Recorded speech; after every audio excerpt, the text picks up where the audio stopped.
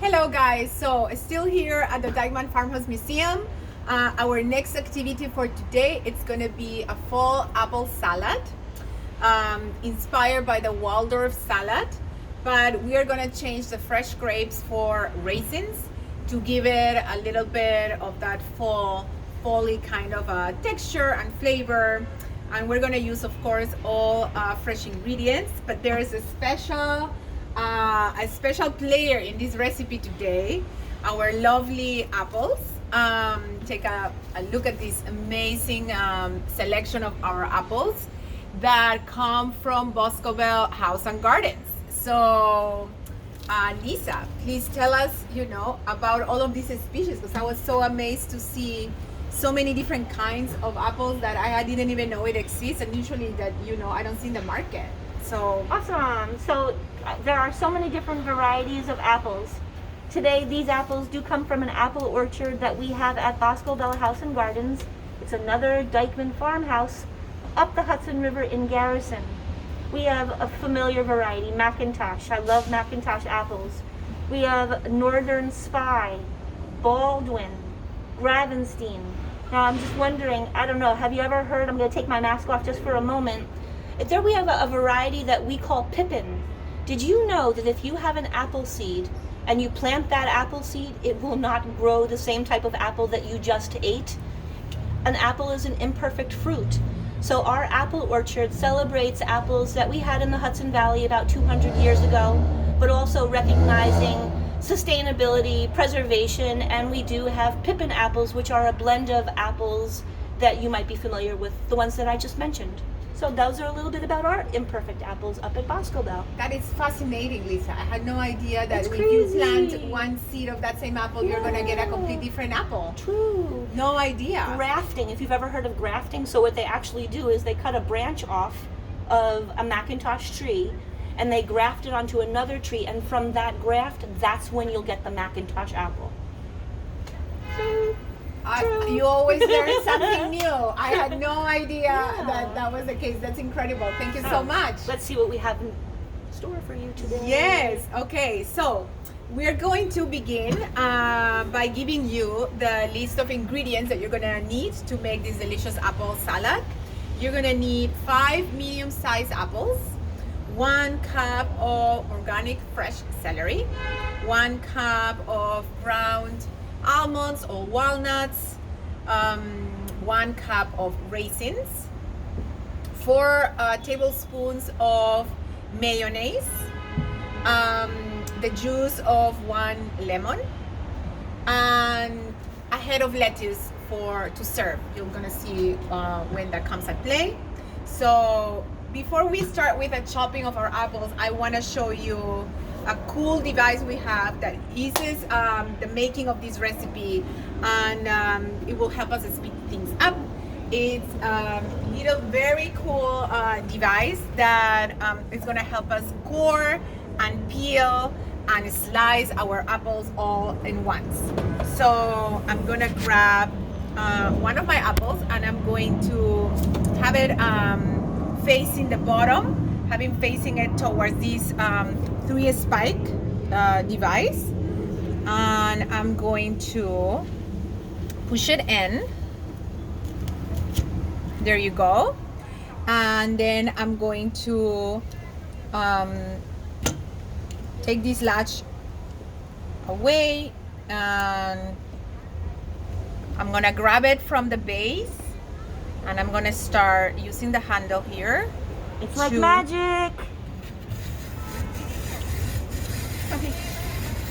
Begin peeling, coring, and slicing. And you're gonna wait, my apple, and you're gonna wait for a snap sound, listen, to know that it's ready. That's the snap sound. And then once that happens, this is ready to be taken off. And look how beautiful this apple looks like a beehive. I'm gonna put it on my board here, and I'm gonna take this ring out. Oops.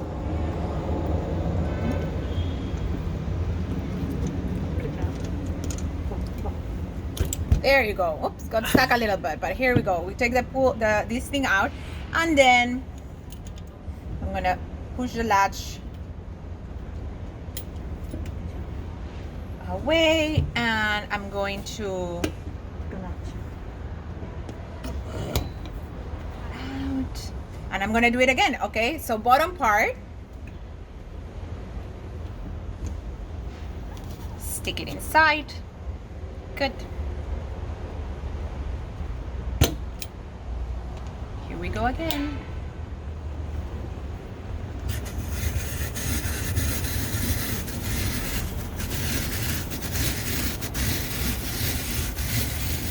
Just wait for the snap sound. There you go. Perfect. And we pull it away. So now I have my 5 medium-sized apples. They're rings right now, which is lovely. Maybe for a bite. Look how beautiful. Art. It's really like artwork. But for a pie, maybe you need rings. But for this salad, we need cubes, or we need to dice it, right? So with a knife, you're going to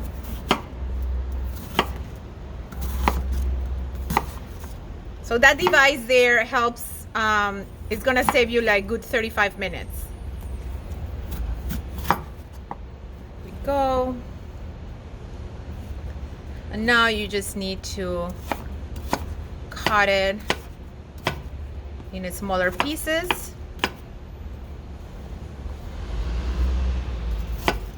So this is what we're looking for, right? Cubes. And I'm gonna toss them into my bowl where I'm going to be mixing other ingredients. But for right now, I'm just going to add them to my bowl. And Lisa, what can you tell us about the orchard? Who takes care of the orchard at Boscobel, and how many trees do you have in the orchard? And how that came about? How old is that orchard? And who gave you the first apple trees from over there? Oh boy, let me start with what I know. At Boscobel, we have about 40 apple trees, again, of many different varieties. The apples, the apple orchard, we know from historic evidence that the owner of our Boscobel, States Morris Dyckman, he imported fruit trees from England and had a very successful apple orchard in the early 1800s up in Garrison in the Mid-Hudson Valley. Again, many different varieties, making an apple orchard very healthy. The apple trees that we have now on site, I think, are about 60 years old, and we continue to take care of them. We have a wonderful grounds crew who maintain our 68 public acres, and of course we do use a tree company to make sure that the trees are as healthy, producing the best fruit that we can offer to Fabiola, the Dyckman Farmhouse, and other people who love to eat apples. Amazing. Amazing. So this farmhouse also used to have an orchard. My understanding, yes. I mean, this farmhouse used to be at this heyday 280 acres, large, big. So now it's only half an acre. And I think the orchard, the apple orchard, used to be on 210th Street. Right now we're at 204th Street. And underneath, in the late 1800s, there were still 75 apple trees still standing. Yeah. And underneath, beneath the apple trees, these amateur archaeologists found the remains of 60 Hessian hats, like the one we have over there. And these 65 Hessian hats were the Hessians, or German soldiers, mercenary German soldiers hired by the British Empire, were stationed to fight during the Revolutionary War. So that's actually an original Hessian hat brought from 210 to here. And the most curious thing, I thought it was fascinating, is that these archaeologists found, along with the Hessian huts, they found a burial site that indicated that the Lenape had lived in the area. And they found, well, human remains, of course, remains of dogs, clay pottery, shells, ashes. Incredible, you know. It was just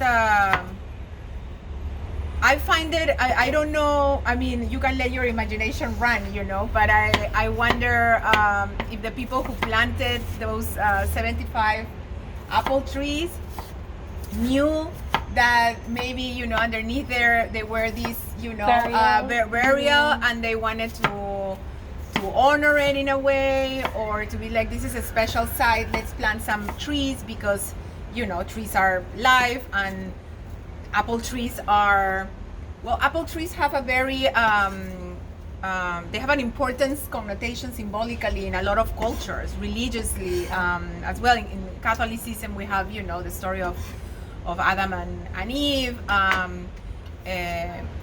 In early Germanic times, the pagan stories tell us, you know, the importance and sacredness of the apple. The apples, you know, like are not a native plant from here. Right. They're from Asia, from it's Iraq. I didn't know. Right now, isn't it fascinating? Yes, and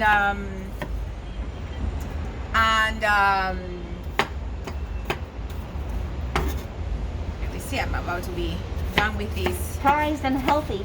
At Boscobel, we have a treasure trove of authentic documents that the owner of our house states Morris Dyckman. He is in England during the American Revolutionary War. He's a loyalist, so he is really fighting for and with King George III, not George Washington. And one of the letters that we have, he sends a letter to his wife Elizabeth, who's living in the Hudson Valley, asking, begging, pleading to send some of his prized apples that he was growing in his apple orchard from imported trees, so he could show off what he was growing in the United States, or Americas at the time. Amazing. So much history behind this one fruit. So what I was saying earlier, yes, is that the apples come originally from Asia, and it's the Dutch who bring the apples to North America in the early 1600s to Plymouth, and then not soon after they started making their apple cider. And as you probably know, it was safer to drink apple cider back then than water, and everybody was drinking apple cider, including the children. Safer to drink than water. You see how important apples were for children and adults. Yes, apple cider was awesome. They did definitely ferment it for hard cider as well. But this was really a staple of the diet in the early 1800s. Mm-hmm. It's amazing. It's amazing, yes. And it was a staple for almost 3 centuries until well, a couple of things happened. Industrial Revolution started to kick in, and there was this migration of, farm to city. And then we start getting immigration of German people and Irish people who grew with a culture of drinking beer instead of cider. Right. So apple cider not migrating well, not traveling well in containers back then from the farm to the city. They switched to beer, and then beer became like a fad, and then apple cider was left behind. But now it's having a comeback. Absolutely. Yes. Yeah. So here we guys have our delicious 5 chopped apples, and I'm gonna add now my cup of fresh organic cut celery, and my raisins. Yum. My delicious organic raisins. And here my cup of chopped ground almonds. It could be walnuts if you like, or any nut that it's your favorite. And the juice of 1 lemon.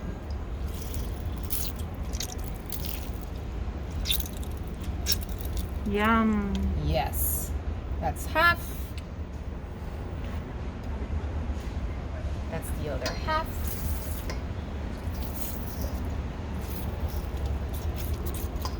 Perfect. Last ingredient, very important ingredient, our mayo. Oops, that lid went flying. And we are using today plant-based mayo. We're gonna use, but you can use regular mayo if you like. We're gonna use 4 tablespoons. My tablespoon here is humongous, bigger than usual, so I'm gonna add 3.5-ish. And I'm going to start mixing it. Yes.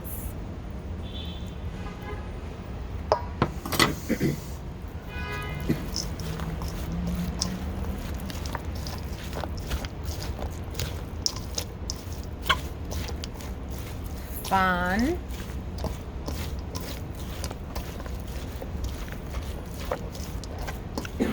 And you're probably wondering, and what was the lettuce for? Because I did mention that you were gonna need 1 head of lettuce. The lettuce is gonna be to serve the salad. We're gonna make lettuce boats.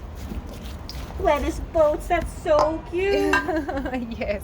I'm gonna add a little bit more in here.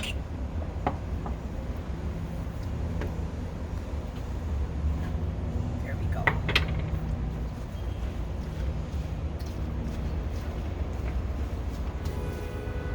Yes, it's kind of good to have a big bowl so you have room to maneuver.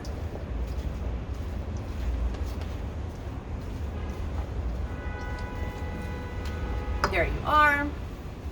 Have a flat tray, or anything that it will suit in, anything in your house that will suit shapes depending on the lettuce that you get. Different lettuces, different leaf shapes.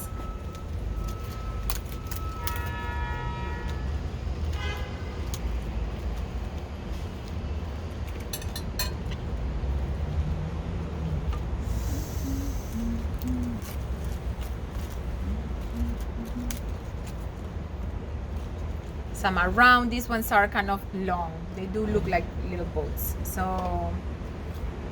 now I'm going to put my spatula away, and I'm actually going to use my spoon and gently add this salad inside the lettuce boat, and it's ready to serve. And Lisa, you're going to be our taste tester. Yeah.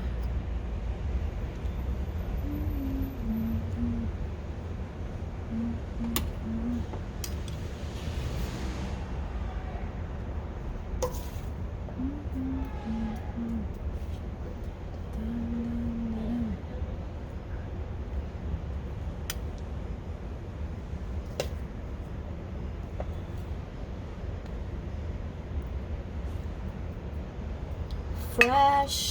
Look at all of those boats being ready to be sailed away into my mouth. Oh my goodness, I love that. I love the idea. So these guys, it's a super easy, quick, inexpensive recipe. You can refrigerate it if you're not gonna eat it all, but it's a great quick snack to have, in our busy days now that everybody's zooming in and zooming out of meetings. And you're like, I don't have time to have lunch. You make this, early in the week, and you have lunch for the rest of your week, and it's local and it's amazing. So please let us know how it went. Eeny, meeny, miny, mo. Ooh, a bee came to visit us. Sailing.